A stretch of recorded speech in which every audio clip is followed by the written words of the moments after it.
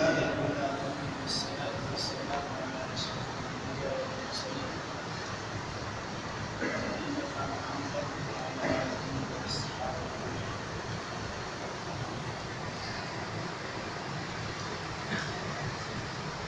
عن جرير بن عبد الله رضي الله تعالى عنه قال بايعت رسول الله صلى الله عليه وسلم على إقام الصلاة وإيتاء الزكاة والنصح للمسلمين رواه البخاري ومسلم.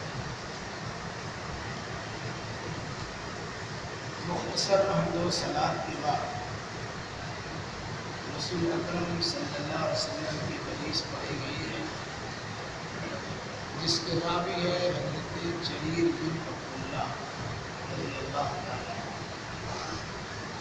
اور اس روایت کو نقل کیا ہے امام بخاری نے اور امام مسلم. فرماتے ہیں کہ بایعت رسول اللہ صلی اللہ علیہ وسلم، میں نے اللہ کے نبی صلی اللہ علیہ وسلم سے بیعت کیا علی اقام الصلاۃ، نماز کے قائم کرنے پر، و ایتاء الزکاۃ، اور زکوٰۃ کے ادا کرنے پر، والنصح لکل مسلم، اور ہر مسلمان کے ساتھ بھلائی اور خیر خواہی کرنے. اس حدیث میں لفظ بیعت استعمال ہے. بیعت کا معنی ہوتا ہے کسی کا ہاتھ میں ہاتھ ڈال کر پکا وعدہ کرنا. عربی ڈکشنری کے اعتبار سے بیعت کا معنی ہوتا ہے بیچ دینا. بیعت کا مفہوم کیا ہوگا؟ جو انسان کسی سے بیعت کرتا ہے وہ انسان کو اپنے آپ کو ان کے ہاتھ میں فروخت کر دیتا، بیچ دیتا. صحابی رسول اللہ کے نبی صلی اللہ علیہ وسلم سے بیعت کرنے کا تذکرہ کرے، گویا ہم نے اپنے آپ کو پورے طور سے اللہ کے رسول کے حوالے کر دیا. بطور خاص تین چیزوں کا تذکرہ کیا گیا.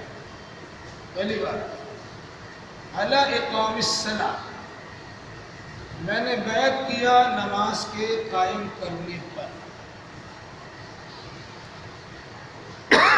اس سے پہلے بات آپ کے سامنے آ چکی ہے کہ نماز پڑھنا ایک الگ عمل ہے اور نماز قائم کرنا ایک الگ عمل ہے. پڑھنا آدمی کسی طرح پڑھ لیا، وقت گزار دیا، یا نماز کی ہے اور اس کی شکل اختیار کر لیا، قیام کیا، رکوع کیا، سجدہ کیا، قاعدہ کیا، تشہد پڑھ کے سلام پھیر دیا، یہ نماز پڑھنا ہو. لیکن قرآن و حدیث میں کہیں پر نماز پڑھنے کا حکم نہیں. یا تو نماز کے قائم کرنے کا حکم ہے یا تو نماز کی حفاظت کرنے کا حکم ہے. اقیموا الصلاۃ یا حافظوا علی الصلوات، نماز قائم کرو یا نماز کی حفاظت. تو اقامت صلاۃ میں بڑی لمبی تفصیل ہے.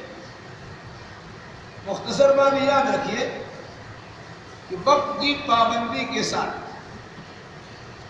جماعت کی ادائیگی کے ساتھ، خشوع اور خضوع کے ساتھ، اپنے گھر کے افراد کو نماز کی تلقین کے ساتھ نماز پڑھنے کا نام اقامت صلاۃ. اگر کوئی آدمی انفرادی نماز پڑھتا ہے وہ اقامت صلاۃ نہیں. گھر کا گارجین نماز پڑھتا ہے، اس کے دیگر افراد نماز نہیں پڑھتے، اقامت صلاۃ نہیں. وقت ٹال کے نماز پڑھتا ہے، اقامت صلاۃ نہیں. خشوع و خضوع کے رعایت کیے بغیر نماز پڑھتا ہے، اقامت صلاۃ نہیں. تو ان چیزوں کا اگر خیال رکھا جائے گا تب اقامت صلاۃ ہوگی، نماز قائم کرنا. صحابہ رسول کہتے ہیں میں نے اللہ کے نبی صلی اللہ علیہ وسلم کی ہاتھ پر بیعت کیا کہ میں ہمیشہ نماز قائم کروں گا اور نماز سے کسی بھی طور سے پیچھے نہیں رہوں گا، یعنی میں خود نماز پڑھوں گا، اپنے گھر والوں کو نماز پڑھاؤں گا، سنت کی ادائیگی کے ساتھ پڑھوں گا، وقت کی پابندی کے ساتھ پڑھوں گا، اور ساتھ ساتھ خشوع و خضوع کا خیال رکھوں گا، اور جماعت کے ساتھ نماز پڑھوں گا۔ یہ ہے اقامت الصلاۃ۔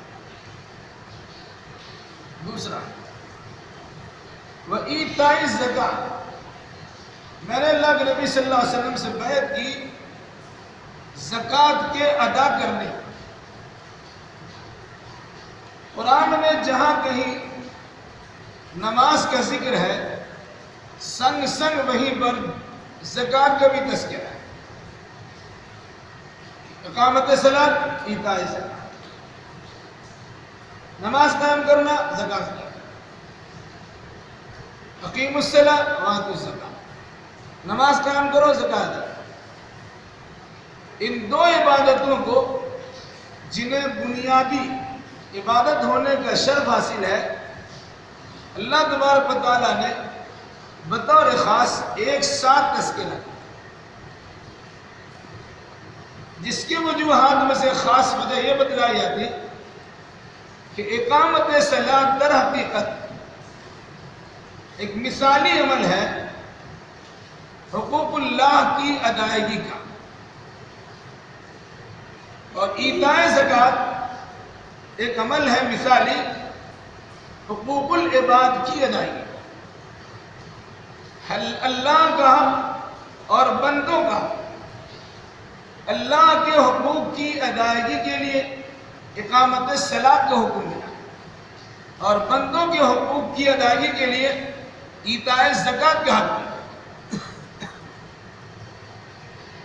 نماز پڑھنے والا انسان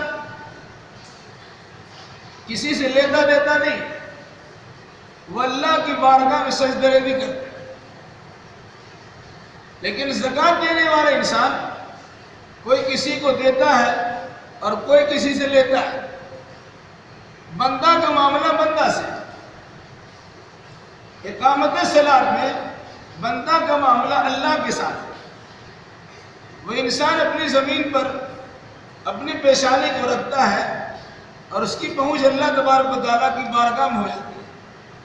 وہ چپ کے راز و نیاز کی بات کرتا ہے، سرگوشیاں کرتا ہے، آہستہ آہستہ گفتگو کرتا ہے، اپنے من کی بات اللہ کو سناتا ہے، اور اللہ تبارک و تعالیٰ سے اپنی مرادیں مانگ لیتا ہے۔ یہ ہے اقامت الصلاۃ۔ اور جو انسان بندہ سے اپنا رشتہ جوڑتا ہے، اگر کوئی غریب و نادار ہے، مفلس و قلاس ہے، مسکین و محتاج ہے، وہ انسان یہ سوچتا ہے کہ وہ ہمارا بھائی ہے، اللہ نے ہمیں مال سے نوازا ہے تو ہم اس کا خیال رکھیں۔ تو اگر کوئی انسان مالدار ہونے کے نتیجے میں اپنے غریب و نادار کا خیال رکھتا ہے، وہ در حقیقت بطور خاص کم از کم رمضان میں ہی نہیں، جب اس پر سال پورا ہوتا ہے، زکوٰۃ کے متعینہ اوقات پورے ہوتے ہیں، تو وہ انسان زکوٰۃ کی ادائیگی کرتا، یہ نہیں سوچتا کہ ہم سال بھر اس کو بانٹتے رہ جائیں۔ جس طرح وقت جب نماز کا ہوتا ہے تو جماعت کی پابندی کرتا ہے، اسی طریقے سے جب زکوٰۃ کا وقت آتا ہے تو زکوٰۃ کی پابندی کرتا ہے۔ ایسا نہیں ہے کہ جب چاہے گا نماز پڑھ لے گا، ایسا بھی نہیں ہے کہ جب چاہے گا زکوٰۃ دیتا چلا جائے گا۔ انشاءاللہ اس کی تفصیل بات میں کیا کہا، اللہ کے نبی صلی اللہ علیہ وسلم سے میں نے بیعت کی ہے نماز کے قائم کرنے پر اور زکوٰۃ کے ادا کرنے پر۔ اور تیسری بات، وَالنُّصْحِ لِكُلِّ مُسْلِمٍ، ہر مسلمان کے ساتھ خیر خواہی کرنے پر ہم نے بیعت کی۔ خیر خواہی، خیر مطلب بہتر، خواہی مطلب چاہنا، مسلمان کے ساتھ بہتر چاہنا۔ کسی مسلمان کے حق میں خراب نہ سوچنا، خراب نہ کرنا، بلکہ ایک مسلمان دوسرے مسلمان کے بارے میں بہتر ہی سوچے۔ کیوں؟ کل کی حدیث آپ سن چکے ہیں، تم میں سے کوئی انسان اس وقت تک مومن نہیں ہو سکتا ہے جب تک کہ جو چیز اپنے لیے پسند کرتا ہو وہ دوسرے بھائی کے لیے پسند نہ کرے۔ مطلب کیا ہوگا؟ بہتری کا مسئلہ ہے۔ ہم چاہتے ہیں کہ ہماری زندگی ٹھاٹ باٹ کی رہے، ہم چاہتے ہیں کہ ہم خوش و خرم رہیں، ہم چاہتے ہیں کہ شان و شوکت کے ساتھ رہیں، ہم چاہتے ہیں کہ صحت و توانائی کے ساتھ رہیں، ہم چاہتے ہیں کہ قوت و طاقت کے ساتھ رہیں، ہم چاہتے ہیں کہ غلبہ اور اقتدار کے ساتھ رہیں۔ تو ہماری ذمہ داری بنتی ہے کہ اپنے دوسرے بھائی کے بارے میں یہی گمان کرے، یہی خیال رکھے۔ اسی پر اللہ کے نبی نے فرمایا من نصح لکل مسلم، ہر مسلمان کے ساتھ تمہیں خیر خواہی کرو۔ ان تین باتوں پر صحابی رسول حضرت جابر بن عبداللہ رضی اللہ تعالیٰ عنہ نے اللہ کے نبی صلی اللہ علیہ وسلم سے بیعت کی۔ آج کل موجودہ دور میں اللہ اس کے رسول سے بیعت کرنے کے بجائے بعض خود ساختہ بزرگوں سے بیعت کے نام پہ رشتہ اس طرح جوڑا جاتا کہ چند تسبیح کے دانے گٹگٹانے کے لیے کچھ اوراد و وظائف متعین کر دیا، کچھ حلیہ اور شکل بنا دیا ہے، کچھ انداز اختیار کرا دیا، کچھ مخصوص وظیفے ان کو دے دیا ہے، اور پھر اس کی بعد عقیدہ یہ رکھتا ہے کہ اگر ہم ان اوراد و وظائف میں کسی کی کمی کریں گے تو بزرگ کو ہمارے بارے پتہ چل جائے گا، ہم اچھا کریں گے برا کریں گے، جس سے ہم نے نسبت جوڑا ہے وہ اچھی طرح ہمارے بارے میں جانتے ہیں۔ یاد رکھیے گا یہ کفریہ اور شرکیہ عقیدہ ہے۔ اگر کوئی انسان اللہ کے علاوہ کسی بندہ کے بارے میں ایسا عقیدہ رکھے گا تو اس سے شرک اور کفر سرزد ہوتا ہے کہ دور و نزدیک سے اللہ کے سوا کوئی کسی کے حال کو جاننے والا نہیں۔ جہاں بیعت کرنے کی بات ہوتی ہے، سوال ہوتا ہے کہ تم بیعت کیوں کرتے ہیں؟ تو کہتے ہیں ہم اس لیے کرتے ہیں کہ اگر کوئی گناہ کرنا چاہیں گے فوراً پیر صاحب کا اور بزرگ کا خیال آ جائے گا، ہم اس سے بعد آ جائیں گے۔ اگر کوئی انسان کہتا ہے اس کو کیا پتا چلا تو کہتے ہیں وہ ہر چیز کو جانتے ہیں، سب ان کے سامنے۔ بھائی یاد رکھیے گا اس قسم کا عقیدہ یقیناً شرکیہ اور کفریہ عقیدہ ہے۔ تو بیعت اسلامی شریعت میں ہے، لیکن خلیفہ کے ہاتھ پر بیعت ہوتا ہے، جہاد کے لیے میدان جہاد میں نکلنے کے لیے بیعت ہوتا ہے، وہ چند تسبیح کے دانے گٹگٹانے پر بیعت نہیں ہے۔ پورے طور سے اپنے آپ کو اللہ اس کے رسول کے فرمان کے مطابق ڈھالنے کے لیے بیعت ہوتی ہے۔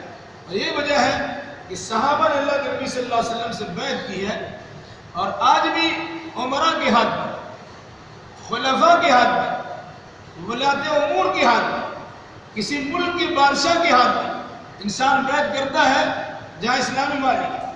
مقصد کیا ہوتا کہ ہم اپنی جانب سے آپ کی خلاف ورزی نہیں کریں گے جب تک کہ آپ کتاب و سنت کے پابند رہیں گے، اور اگر کتاب و سنت کی خلاف ورزی آپ سے ہوتی رہے گی تو ہم آپ کی وہ بات نہیں مانیں گے، لیکن ہم آپ سے بغاوت نہیں کر سکتے۔